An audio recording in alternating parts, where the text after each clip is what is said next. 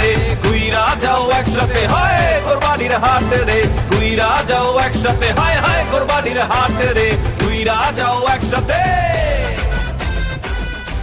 বিসমিল্লাহির রহমানির রহিম।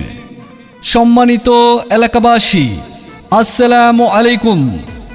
হাট হাট হাট পবিত্র ঈদুল আজহা উপলক্ষে গাছুয়া ঘাট মাঝির হাটে বসতে যাচ্ছে এক বিশাল গরু ছাগলের হাট।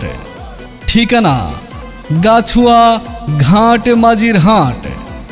হাটের নির্ধারিত দিন আগামী বৃহস্পতিবার, রবিবার এবং পরবর্তী বৃহস্পতিবার।